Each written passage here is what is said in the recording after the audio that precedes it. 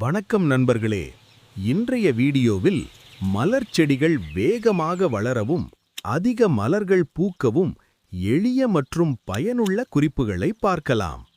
மலர் செடிகளுக்கு மண் மிகவும் முக்கியம். மணல், செம்மண் மற்றும் கம்போஸ்ட் சம அளவில் கலந்து பயன்படுத்துங்கள். நீர் தேங்காமல் நல்ல வடிகால் வசதி இருக்க வேண்டும்.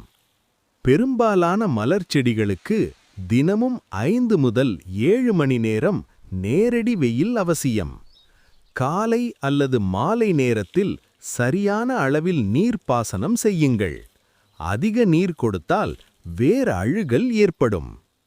15 நாட்களுக்கு ஒருமுறை பசு உரம், வாழைத்தோல் கரைசல், முட்டை ஓடு பொடி போன்ற இயற்கை உரங்களை பயன்படுத்துங்கள்.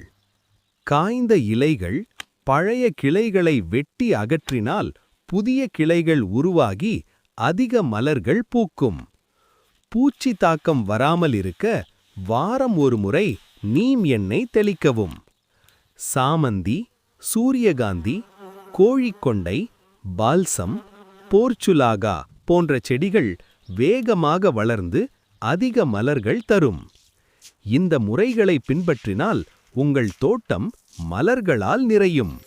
இந்த வீடியோ பிடித்திருந்தால் லைக், ஷேர் மற்றும் சப்ஸ்கிரைப் செய்யுங்கள்.